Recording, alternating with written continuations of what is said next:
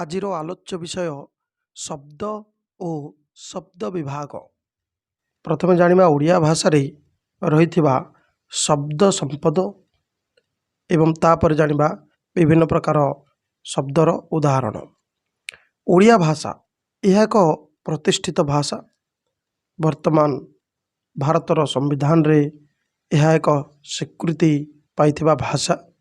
ତେଣୁ ଏହାର ଶବ୍ଦ ଭଣ୍ଡାର ଅତି ସମୃଦ୍ଧ। ଓଡ଼ିଆ ବ୍ୟତୀତ ଅନେକ ଦେଶୀ ବିଦେଶୀ ଶବ୍ଦ ଇତ୍ୟାଦି ମିଶି ଏହି ଓଡ଼ିଆ ଭାଷାର ଶବ୍ଦ ଭଣ୍ଡାର ସମୃଦ୍ଧି ଲାଭ କରିଛି ବା ପରିପୁଷ୍ଟ ହୋଇଛି। ସାମ୍ପ୍ରତିକ ଯୁଗରେ ବିଭିନ୍ନ କାରଣରୁ ଗୋଟିଏ ଭାଷାର ଶବ୍ଦ ଭଣ୍ଡାରକୁ ଭିନ୍ନ ଭିନ୍ନ ଭାଷାର ଶବ୍ଦ ଗୁଡ଼ିକ ପ୍ରବେଶ କରୁଛନ୍ତି। ସେହି କ୍ଷେତ୍ରରେ ଓଡ଼ିଆ ଭାଷା ବାଦ ପଡ଼ିନି। ନୂତନ ଶବ୍ଦ ଆହରଣ କରିବା ସହିତ ଏହି ଓଡ଼ିଆ ଭାଷା ନିଜର ଦେଶଜ ଶବ୍ଦ ଗୁଡ଼ିକ ମଧ୍ୟ ବଜାୟ ରଖିଛି ଏବଂ ଆଜି ଏକ ସମୃଦ୍ଧଶାଳୀ ବଳିଷ୍ଠ ତଥା ସହଜ ଭାବ ପ୍ରକାଶକ ଭାଷା ଭାବେ ଏହା ଖ୍ୟାତି ଲାଭ କରିଛି। ଏଣୁ ପ୍ରଶ୍ନ ଆସେ ମନରେ ଯେ ଆମର ଶବ୍ଦ ଏହା କ'ଣ? ଶବ୍ଦ ଏବଂ ପଦ, ପଦ ଶବ୍ଦ ଏ ଦୁଇଟି ଗୋଟିଏ ନା ଅଲଗା ଅଲଗା? ଶବ୍ଦ କ'ଣ, ପଦ କ'ଣ? ନା ଶବ୍ଦ ଏହା ଅର୍ଥବୋଧକ ଏକ ବା ଏକାଧିକ ବର୍ଣ୍ଣକୁ ଶବ୍ଦ ବୋଲି କହିବା। ତେଣୁ ଗୋଟିଏ ବର୍ଣ୍ଣ ହେଉ କିମ୍ବା ଏକାଧିକ ବର୍ଣ୍ଣ, ତାହାର ଉଚ୍ଚାରଣ ବା ତାହାର ଲିଖନ ଫଳରେ ଯାହା ସୃଷ୍ଟି ହୁଏ ତାହା ହେଉଛି ଶବ୍ଦ। ଯେପରିକି ଟଗର, ଗଛ, ଗାଈ, ମା ଇତ୍ୟାଦି ଇତ୍ୟାଦି ଏସବୁ ହେଲା ଶବ୍ଦ, ଯାହାର କି ଗୋଟିଏ ଅର୍ଥ ରହିଛି। ଅର୍ଥ ରହିଛି, ମନ ଇଚ୍ଛା କହିଦେଲେ ହେବ ନାହିଁ। ଯେପରି ଘଛ କିମ୍ବା ଢମ କିମ୍ବା ଫଗ, ଏମିତି ମନ ଇଚ୍ଛା ଆମେ ବର୍ଣ୍ଣକୁ ବର୍ଣ୍ଣ ଲଗାଇକି ଲେଖିଦେଲେ ବା କହିଦେଲେ ଉଚ୍ଚାରଣ ହେଲେ ତାହାକୁ ଆମେ ଶବ୍ଦ ବୋଲି କହିବା ନାହିଁ।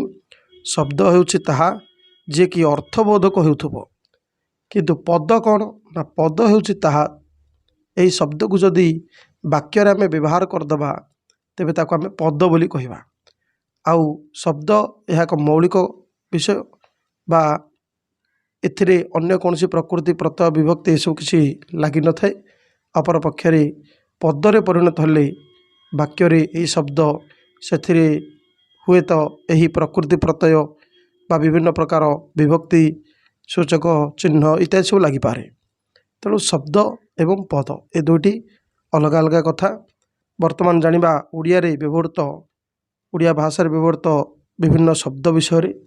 ଓଡ଼ିଆ ଭାଷାରେ ଯେତେ ଶବ୍ଦ ଅଛି ତାକୁ 4 ଶ୍ରେଣୀରେ ବିଭକ୍ତ କରାଯାଇଛି, ଯଥା ତତ୍ସମ ଶବ୍ଦ, ତଦ୍ଭବ, ଦେଶଜ ଓ ବୈଦେଶିକ। ପ୍ରଥମେ ଜାଣିବା ତତ୍ସମ ଶବ୍ଦ। ତତ୍ସମ ଅର୍ଥାତ୍ ତାହା ସହ ସମ ବା ସମାନ। ତାହା ମାନେ ସଂସ୍କୃତ ଭାଷା, ସଂସ୍କୃତ ଭାଷା ସହିତ ସମାନ। ସଂସ୍କୃତ ଭାଷାର ପ୍ରଚଳିତ କିଛି ଶବ୍ଦ ଓଡ଼ିଆ ଭାଷାରେ ଅବିକଳ ରୂପେ ବ୍ୟବହାର କରାଯାଏ। ତେଣୁ ଏହିସବୁ ଶବ୍ଦ ଗୁଡ଼ିକ ସଂସ୍କୃତରୁ ଆସିଥିବା ହେତୁ ତା ସହ ସମାନ ଅର୍ଥ ବା ସଂସ୍କୃତ ଭାଷାର ଶବ୍ଦ ଗୁଡ଼ିକ ସହ ସମାନ ଉଚ୍ଚାରଣ, ସମାନ ଅର୍ଥ ରଖୁଥିବା ହେତୁ ଏହାକୁ କୁହାଯାଏ ତତ୍ସମ ଶବ୍ଦ। ଯେପରିକି ଉଦାହରଣ ହେଲା ସେବା, ଦୟା, ସାଗର, ଶୀତଳ, ମଧୁର, ଅନଳ, ଅନୁଭବ, ଗଗନ, ସୁଖ, ଦୁଃଖ, ମାତା, ଭଗ୍ନୀ, ଅଗ୍ନି, ବର୍ଷ, ଋତୁ, ପୃଥିବୀ, ଗ୍ରହ, ବୀଣା, ମୃଦଙ୍ଗ, କନ୍ୟା, ମନ୍ଦିର, ହୋମ, ବୃକ୍ଷ, ପର୍ବତ, ବାଳକ ଇତ୍ୟାଦି ଇତ୍ୟାଦି। ତେଣୁ ଏହି ଶବ୍ଦ ଗୁଡ଼ିକୁ ମଧ୍ୟ ସାଧୁ ଶବ୍ଦ ବା ମାର୍ଜିତ ଶବ୍ଦ ବୋଲି ମଧ୍ୟ କୁହାଯାଏ। ଏହାପରେ ଦ୍ୱିତୀୟ ପ୍ରକାର ଶବ୍ଦ ଓଡ଼ିଆ ଭାଷାରେ ଯାହା ପ୍ରଚଳିତ ତାହା ହେଲା ତଦ୍ଭବ। ସଂସ୍କୃତ ବା ଏଇ ଯେଉଁ ତତ୍ସମ ଶବ୍ଦ, ଏହିସବୁ ଗୁଡ଼ିକରୁ ପୁଣି କିଛିଟା ପରିବର୍ତ୍ତନ ଘଟି ଯେଉଁ ଶବ୍ଦ ସୃଷ୍ଟି ହୋଇଥାଏ ତାହା ହେଲା ତଦ୍ଭବ ଶବ୍ଦ। ତେଣୁ ତଦ୍ଭବ ଅର୍ଥାତ୍ ସେଥିରୁ ଭବ ବା ତିଆରି, ସେଥିରୁ ତିଆରି ମାନେ କେଉଁଥିରୁ ତିଆରି ନା ସଂସ୍କୃତରୁ ତିଆରି ବା ସଂସ୍କୃତରୁ ଜାତ। ସମୟକ୍ରମେ ସଂସ୍କୃତ ଶବ୍ଦ ପରିବର୍ତ୍ତିତ ହୋଇ ଓଡ଼ିଆରେ ତାହା ବ୍ୟବହାର କରାଯାଉଛି। ସଂସ୍କୃତର ଅବିକଳ ବ୍ୟବହାର ନ ହୋଇ ସେଟାକୁ ଟିକେ ପରିବର୍ତ୍ତନ କରି ତା'ର ଶବ୍ଦଟାକୁ ଓଡ଼ିଆରେ ବ୍ୟବହାର କରାଯାଉଛି। ଏହାକୁ ମଧ୍ୟ ଅପଭ୍ରଂଶ ଶବ୍ଦ ବୋଲି ମଧ୍ୟ କୁହାଯାଏ। ତେଣୁ ଏହିସବୁ ଶବ୍ଦର ଉଦାହରଣ ଆମେ ଦେଖିବା, ଯେପରିକି ତତ୍ସମ ଶବ୍ଦ ହେଉଛି ଅଗ୍ନି, ସେଥିରୁ ତଦ୍ଭବ ଆସିଲା ଅଗି। ଅଷ୍ଟରୁ ଆଠ, କାଷ୍ଟରୁ କାଠ, କୋମଳରୁ କଅଁଳ, କୁମାରୀରୁ କୁଆଁରୀ, ଆମିଷରୁ ଆଇଁଷ। ତେଣୁ ସବୁ ତତ୍ସମରୁ ତଦ୍ଭବ। ନଦୀରୁ ନଈ, ମୃତ୍ତିକାରୁ ମାଟି, ଜାମାତାରୁ ଜୋଇଁ, ଘୃତରୁ ଘିଅ, ଗୋଷ୍ଠରୁ ଗୋଠ, ବାମରୁ ବାଁ, ବାଷ୍ପରୁ ବାମ୍ପ। ତେଣୁ ଏହିସବୁ ଯାକ ହେଲା ତଦ୍ଭବ ଶବ୍ଦର ଉଦାହରଣ। ଏହାପରେ ରହିଛି ଦେଶଜ। ଦେଶଜ କ'ଣ ନା ତତ୍ସମ ଆଉ ତଦ୍ଭବ ଏ ଶବ୍ଦକୁ ଛାଡ଼ିଦେଲେ ଆହୁରି ଅନେକ ଶବ୍ଦ ଓଡ଼ିଆ ଭାଷାର ଶବ୍ଦକୁ ମଧ୍ୟ ସମୃଦ୍ଧ କରିଛନ୍ତି। ଯେଉଁ ଶବ୍ଦ ଗୁଡ଼ିକର ମୂଳ କେଉଁଠୁ ହୋଇଛି, କିପରି ହୋଇଛି, ଏଯାଏ ଆମେ ନିରୂପିତ କରିବା କଷ୍ଟସାଧ୍ୟ। କେଉଁ ପ୍ରାଚୀନ କାଳରୁ ବିଭିନ୍ନ ଅଞ୍ଚଳର ବିଭିନ୍ନ ଜନଜାତିର ଲୋକ, ବିଭିନ୍ନ ଜାତିର ଆଦିବାସୀ ଲୋକମାନେ ଯେଉଁ ଶବ୍ଦ ଗୁଡ଼ିକୁ ବହୁ ଦିନରୁ ବ୍ୟବହାର କରି ଆସୁଛନ୍ତି ଆଉ ପରବର୍ତ୍ତୀ ସମୟରେ ସେଗୁଡ଼ିକୁ ଓଡ଼ିଆ ଭାଷାର ଶବ୍ଦ ରୂପେ ବ୍ୟବହୃତ ହେଉଛି। ତେଣୁ ଏହିସବୁ ଶବ୍ଦ ଗୁଡ଼ିକୁ ଆମେ କହିବା ଦେଶଜ ଶବ୍ଦ। ଏମିତି ଓଡ଼ିଶାର ବିଭିନ୍ନ ଅଞ୍ଚଳକୁ ଯଦି ଯିବା, ଅଞ୍ଚଳ ଭେଦରେ ବିଭିନ୍ନ ଆଞ୍ଚଳିକ ଶବ୍ଦ ବା ଦେଶଜ ଶବ୍ଦ ଆମେ ଶୁଣିବାକୁ ପାଇବା। ତେଣୁ ସେସବୁ ମଧ୍ୟ ଆମ ଓଡ଼ିଆ ଭାଷାର ଶବ୍ଦ ଭଣ୍ଡାରରେ ପ୍ରଚଳିତ ଥିବା ଏକ ପ୍ରଧାନ ଭାଷା ବା ପ୍ରଧାନ ଉପାଦାନ ବା ଏକ ପ୍ରକାର ପ୍ରଧାନ ଶବ୍ଦ। ଯେପରିକି ଅଝଟ, ଅଖାଡ଼ୁଆ, ଅଡ଼ା, ଅଳିଆ, ଅରୁଆ, ଜନ୍ଦା, ଝାମେଲା, ଟାଙ୍ଗିଆ, ଟିପ, ଟୋକେଇ, ଠଣା, ଠୁଙ୍ଗା, ଠୁଲା, ଅଗାଡ଼ି, କଣ୍ଢେଇ, କାଇ, କୁଟା, କୋରଡ଼ା, ଖଡ଼ୁ, ଖଙ୍କାର, ଝଡ଼ୁ, ଗାଲୁଆ, ଚିମୁଟା, ଛୁଆ, ଢଗ, ଡେମ୍ଫ, ବଟୁଆ, ବେଣ୍ଟ, ବୋକା, ଭକୁଆ, ଭଣ୍ଡୁର, ଭାଉ, ଭାଡ଼ି, ଭେଣ୍ଡା, ଭାଟି, ପାନିଆ, ପାଇଟି, ହେଁସ, ହାକୁଟି, ସଡ଼କ, ମସିଣା, ମଲାଟ, ମକଚିବା। ଏହିସବୁ ଗୁଡ଼ିକ ହେବ ଓଡ଼ିଆରେ ପ୍ରଚଳିତ ଦେଶଜ ଶବ୍ଦର ଉଦାହରଣ। ସେହିପରି ଆଉ ଏକ ପ୍ରକାର ଶବ୍ଦ ହେଲା ବୈଦେଶିକ ଶବ୍ଦ। ଉପର ତିନୋଟି ଶ୍ରେଣୀର ଶବ୍ଦ ବ୍ୟତୀତ ଅନେକ ବିଦେଶୀ ଭାଷା ମଧ୍ୟ ଆମ ଓଡ଼ିଆ ଶବ୍ଦରେ ବା ଓଡ଼ିଆ ଭାଷାରେ ପ୍ରଚଳିତ। ତେଣୁ ଏହି ବିଦେଶୀ ଶବ୍ଦ ଗୁଡ଼ିକ ଓଡ଼ିଆ ଭାଷାରେ ଯେଉଁ ପ୍ରଚଳିତ ସେସବୁ ହେଲା ବୈଦେଶିକ ଶବ୍ଦ। ଯେହେତୁ ଓଡ଼ିଶାକୁ ବିଦେଶୀମାନେ ଶାସନ କରିଛନ୍ତି, ମୋଗଲମାନେ ଆସିଛନ୍ତି, ମୁସଲମାନ ଆସିଛନ୍ତି, ତୁର୍କୀମାନେ ଆସିଛନ୍ତି, ଇଂରେଜମାନେ ଆସିଛନ୍ତି, ଫରାସୀମାନେ ଆସିଛନ୍ତି। ତେଣୁ ଏହିସବୁ ଜାତି ଗୁଡ଼ିକର ପ୍ରଚଳିତ ଭାଷା, ସେମାନଙ୍କ ଭାଷାର କିଛି କିଛି ଶବ୍ଦ ଆଜକୁ ଦୀର୍ଘ ବର୍ଷ ହେଲା ଆମ ଓଡ଼ିଶାର ଓଡ଼ିଆ ଭାଷାରେ ମିଶିଯାଇଛି। ସେସବୁ ଗୁଡ଼ିକ ଆମେ ଅବିକଳ ବ୍ୟବହାର କରୁଛେ। ସେ ଭିତରୁ କିଛିର ଉଦାହରଣ ଜାଣିବା। ଯେମିତି ପ୍ରଥମ ହେଲା ଆରବୀ ଶବ୍ଦ। ଆରବୀ ଶବ୍ଦ କେଉଁଗୁଡ଼ିକ ନା ଅକଲ, ଅସଲ, ଅସୁଲ, ଅଦାଲତ, ଅଚାନକ, ଅମିନ, ଅର୍ଜି, ଅମଳ, ଆଇନା, ଇସାରା, ଇଲାକା, ଇସ୍ତଫା, ଏତଲା, ଓରଫ, ଓଜର, ଓଜନ, କଏଦୀ, କବଲା, କରାମତ, କଲିଜା, କାଇଦା, କାଏମ, କାନୁନ, କବର, କିସମ, କଦର, କିତାବ, ଖାତିର, ଜୁଲମ, ଦୁନିଆ, ତାରିଫ, ତହସିଲ, ତହସିଲଦାର, ଫୌଜ, ସବାରି, ମାମଲା, ହାଜତ, ମହଜୁଦ, ହଜମ, ହାୱା, ମୁସ୍କିଲ, ହାକିମ, ତାମସା ଇତ୍ୟାଦି ଇତ୍ୟାଦି।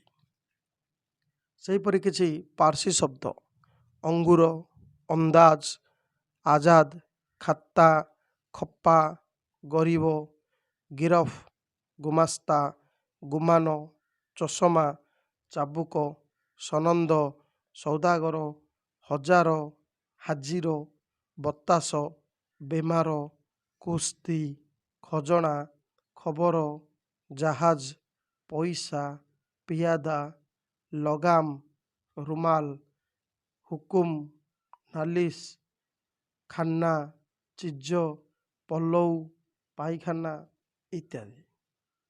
ସେହିପରି କିଛି ତୁର୍କୀ ଶବ୍ଦ ହେଲା କାବୁ, କୁଲି, କଇଁଚି, ଗାଲିଚା, ଚକମକି, ଚାକୁ, ତୋପ, ବନ୍ଧୁକ, ବାରୁଦ, ମୁଚାଲିକା, ଦାରୋଗା, କୁର୍ତ୍ତା, ବେଗମ, ବାହାଦୁର।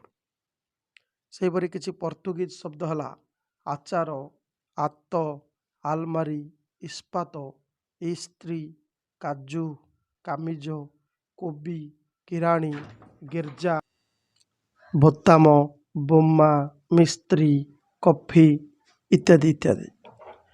ଆଉ ଇଂରାଜୀ ଶବ୍ଦ ଯେପରିକି ଅଡ଼ିଟ୍, ଅଡ଼ିଟର, ଅର୍ଦ୍ଦଳି, operation, appeal, engine, engineer, income, inspector, chair, car, card, coupon, concrete, canal, cup, time, ticket, table, ଟିକସ, ଟାଉନ, ଥିଏଟର, ପୋଲିସ, ପଲସ୍ତ୍ରା, polish, paper, degree, dress, drama, medical, cycle, school, station, cinema, cement, cigarette, shirt, hospital ଇତ୍ୟାଦି ଇତ୍ୟାଦି। ତେଣୁ ଏଭଳି ବହୁତ ଗୁଡ଼ିଏ ଶବ୍ଦ ଇଂରାଜୀର ଆସିଛି। ସେହିପରି ଅନେକ ମଧ୍ୟ ଯେମିତି ଫରାସୀ ଅନ୍ୟାନ୍ୟ ସବୁ ଭାଷାର ମଧ୍ୟ କିଛି ଶବ୍ଦ ଓଡ଼ିଆରେ ବହୁଳ ରୂପେ ବ୍ୟବହୃତ।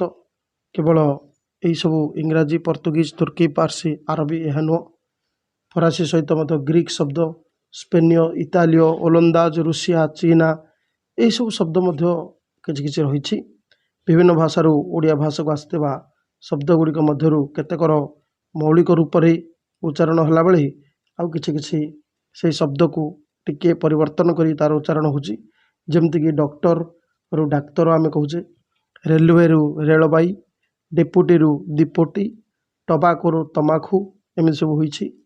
ବୈଜ୍ଞାନିକ ଉଦ୍ଭାବନ, ଗମନାଗମନ ଆଉ ଗଣମାଧ୍ୟମର ଅଗ୍ରଗତି ଫଳରେ ନୂତନ ନୂତନ ଶବ୍ଦ ସବୁ ସୃଷ୍ଟି ହେଉଛି ଏବଂ ବିଭିନ୍ନ ଭାଷା ଭଣ୍ଡାରକୁ ପରିପୁଷ୍ଟ କରୁଛି। ସେହିପରି ଓଡ଼ିଆ ଭାଷା ଭଣ୍ଡାର ମଧ୍ୟ ପରିପୁଷ୍ଟ ଓ ସମୃଦ୍ଧିଶାଳୀ ହେଇଛି। ଏପରିକି କିଛି ଶବ୍ଦ ତ ଓଡ଼ିଆ ଭାଷାର ଅଙ୍ଗାଙ୍ଗୀ ହୋଇଯାଇଛି। ଯେପରିକି ଆମେ ଆଜିକାଲି ବହୁଳ ବ୍ୟବହୃତ ଇଣ୍ଟରନେଟ୍, କମ୍ପ୍ୟୁଟର, ଫୋନ, ଏକ୍ସରେ ଏହିସବୁ ୱାର୍ଡ଼ ବା ଶବ୍ଦ। ତେଣୁ ଶବ୍ଦ ଭଣ୍ଡାରକୁ ସମୃଦ୍ଧ କରିବା ପାଇଁ ନୂତନ ଶବ୍ଦର ଗ୍ରହଣ କରିବା ସର୍ବଦା ବାଞ୍ଛନୀୟ ଏବଂ ସେହି ଶବ୍ଦକୁ ଉପଯୁକ୍ତ ଉଚ୍ଚାରଣ କରି ଗୋଟିଏ ଭାଷାକୁ ବଳିଷ୍ଠ କରିବା ପ୍ରତ୍ୟେକଙ୍କ ଧର୍ମ। ତେଣୁ ଓଡ଼ିଆ ଭାଷାର ଶବ୍ଦ ଭଣ୍ଡାର ଏହିସବୁ ଶବ୍ଦ ମାଧ୍ୟମରେ ଆଜି ପରିପୁଷ୍ଟ ହୋଇଛି। ଏହା ପରବର୍ତ୍ତୀ ଆମେ ଆଲୋଚନା କରିବା ପଦ। ପଦ କହିଲେ କ'ଣ? ପଦ ମାନେ ଏହିସବୁ ଶବ୍ଦ ବା ସ୍ୱାଧୀନ ଶବ୍ଦ ଗୁଡ଼ିକୁ ଯେତେବେଳେ ଆମେ କୌଣସି ଗୋଟିଏ ବାକ୍ୟରେ ବ୍ୟବହାର କରିଦେଉ ସେତେବେଳେ ସେ ପଦରେ ପରିଣତ ହୋଇଯାଏ। ଯେପରିକି ଗୋଟିଏ ଶବ୍ଦ ଥିଲା ଛାତ୍ର, ସେହିପରି ଗୋଟିଏ ଶବ୍ଦ ବିଜ୍ଞାନ, ଗୋଟିଏ ଶବ୍ଦ ମେଳା, ଗୋଟିଏ ଶବ୍ଦ ବସ୍, ଗୋଟିଏ ଶବ୍ଦ ହେଲା ବିଦ୍ୟାଳୟ। ଏହିସବୁକୁ ଯେତେବେଳେ ଆମେ ନେଇ ଗୋଟିଏ ବାକ୍ୟ ଗଠନ କରିବା, ଛାତ୍ରମାନେ ବିଜ୍ଞାନ ମେଳାରୁ ବସ୍ରେ ବିଦ୍ୟାଳୟକୁ ଫେରିଲେ, ସେତେବେଳେ ଆମେ ଛାତ୍ରମାନେ ଇଏ ହେଇଯିବ ଗୋଟିଏ ଏକକ ଏହି ବାକ୍ୟର ବା ଗୋଟିଏ ଅଂଶ। ବିଜ୍ଞାନ ମେଳାରୁ ଇଏ ହେଇଯିବ ଗୋଟିଏ, ବସ୍ରେ ଇଏ ଗୋଟିଏ, ବିଦ୍ୟାଳୟକୁ ଇଏ ମଧ୍ୟ ଗୋଟିଏ ଗୋଟିଏ ସ୍ୱାଧୀନ ଏକକ ଏକକ ରୂପେ ପରିଣତ ହୋଇଯିବେ। ତେଣୁ ଏହି ଏକକ ଗୁଡ଼ିକୁ କୁହାଯିବ ପଦ। ଅର୍ଥାତ୍ ଏଠି ଛାତ୍ରମାନେ ବିଜ୍ଞାନ ମେଳାରୁ ବସ୍ରେ ବିଦ୍ୟାଳୟକୁ ଫେରିଲେ। ଏଠି କେତୋଟି ରହିଛି ନା 5ଟି ଅଂଶ ରହିଛି। ଗୋଟିଏ ହେଲା ଛାତ୍ରମାନେ, ଆଉ ଗୋଟିଏ ବିଜ୍ଞାନ ମେଳାରୁ, ଆଉ ଗୋଟିଏ ବସ୍ରେ, ଆଉ ଗୋଟିଏ ବିଦ୍ୟାଳୟକୁ, ଆଉ ଗୋଟିଏ ଫେରିଲେ। ତ ତେଣୁ ଏସବୁ ଯାକ ଗୋଟିଏ ଗୋଟିଏ ଗୋଟିଏ ଗୋଟିଏ ପଦ ଅଟନ୍ତି।